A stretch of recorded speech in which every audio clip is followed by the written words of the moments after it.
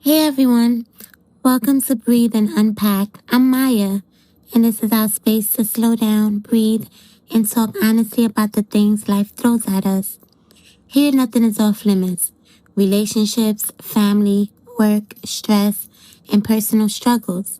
Sometimes we'll vent, sometimes we'll reflect, but every time we'll ask, what can I take away from this? You're not just listeners, you're part of our support system. That means we share, we listen, we learn, and we leave the judgment at the door. And if you need to cry or get emotional here, that's okay too. This space is built for honesty. If you've got a story you want to share or something you're unpacking in your own life, email me at breathe, the letter N, unpack at gmail.com. That's breathe and unpack at gmail.com. I might read it here on the show so we can all grow together. And just a quick note, this podcast is about personal opinions and experiences. It's not medical, legal, or therapeutic advice. So take a breath, lean in, and let's unpack life together. Welcome to the support system. As always, we're just exploring here, breathing through what comes up and unpacking it gently at our own pace. Let's take a moment to breathe, settle in, and slowly unpack whatever is unfolding for us today. Lately, I've been thinking about how we're always connected, but somehow still feels like we're missing things. You wake up, grab your phone, and before you even fully open your eyes, you're already scrolling.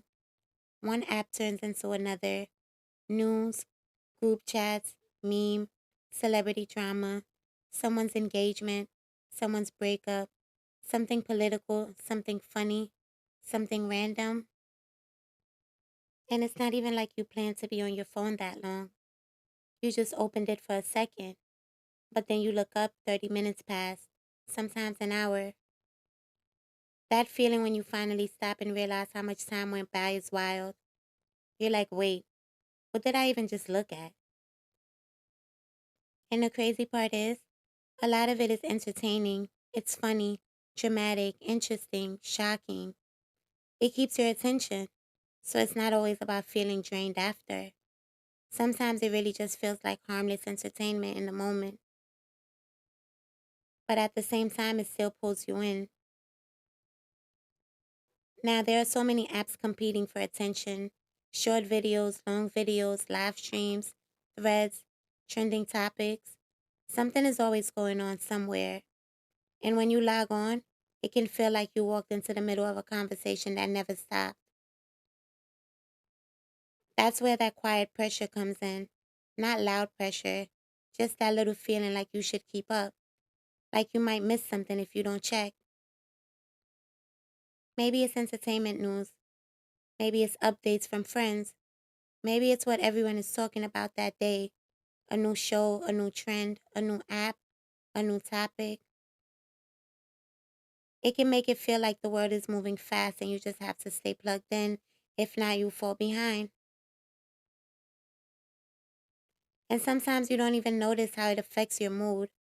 You might start comparing without meaning to, or overthinking something small, or feeling like you should be doing more because everyone else looks busy, successful outside, traveling, building something. But what we're seeing is highlights, not full lives. I've had moments where I log off and just sit there like, okay, why do I suddenly feel behind in life and all I did was watch videos of strangers cooking and arguing in comment sections? It's not that the apps are evil. It's just that our brains were never meant to process this much information this fast all day long. And all the scrolling itself can be sneaky because it doesn't feel intense. You're just laying there or just sitting or on a train, but mentally you're jumping from topic to topic, emotion to emotion, story to story in seconds. Celebrity drama, serious news, a funny video, a sad post, a motivational quote, then back to drama again. That's a lot of emotional switching in a short amount of time. Sometimes it really is just background noise, Other times it lingers more than we realize. And I think a lot of people have that moment where you say, okay, I'm just going to check one thing. Then the next thing you know, you're deep into a comment section about people you don't even know. Then you finally close the app and your brain still feels busy. It's like being socially around people all day, except you were alone the whole time. This is why sometimes when we put our phone down, things feel quieter but also clearer. Not because scrolling is bad, but because your mind finally gets a break from constant input. I'm not saying we all need to disappear from the internet.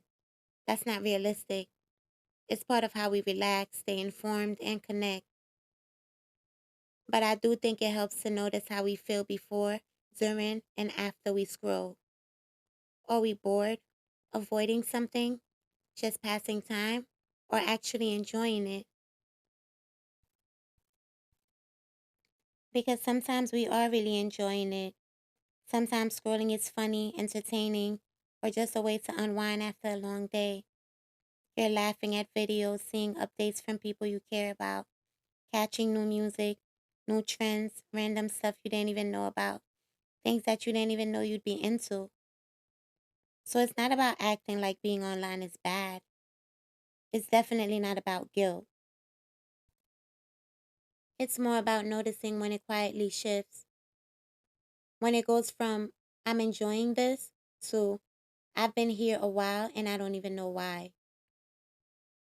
That moment when you close the app and just stare at your screen for a second and you realize time passed. You didn't mean to be on there that long. Nothing dramatic happened, but your brain feels full. That's the part people don't really talk about. Because being connected all the time means our minds rarely get a real pause. There's always something to watch, something to read, something to react to. And even when it's entertaining, your nervous system is still processing all of that input. So sometimes feeling overstimulated doesn't mean life is going badly. It just means your brain hasn't had a break. And in a world where everything is available all of the time, that can happen without us even noticing. That's why small offline moments can feel bigger than we expect. Not because we're trying to disappear or be perfect about it, but because our minds need quiet the same way our bodies need rest. And quiet doesn't always mean silence.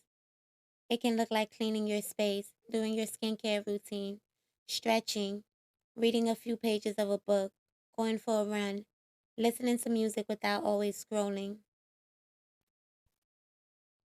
Little things where your attention comes back to your actual life, not just what's happening on a screen. Because at the end of the day, we don't just want to watch life happening. We want to feel like we are living it too. And that doesn't mean we suddenly throw our phones away or disappear from the internet. This is real life now. Being online is part of how we connect, laugh, learn, and keep up with the world. But it does mean we can start paying attention to how it makes us feel. Not judging it, not shaming ourselves, just noticing. Noticing when we feel inspired versus when we feel drained. Noticing when we are engaged versus when we're just scrolling to fill space. Because when we start noticing, we get our choices back. We can choose to stay on because we're actually enjoying it, or we can choose to log off for a bit because our mind needs quiet. And neither one makes you better than the other. It's just about balance. There's nothing wrong with watching, laughing, keeping up, being entertained. But there's also something powerful about putting the phone down and coming back to yourself. Back to your space, your thoughts, your real surroundings. Because your life isn't only happening on a screen. It's happening right where you are. And sometimes the most grounding thing we can do is just be present long enough to feel that. Here's your takeaway. Before you open another app, just pause for a second and ask yourself, Am I here because I want to be, or because I don't know what else to do right now? That one small check-in can change how your whole day feels, and that's something worth unpacking.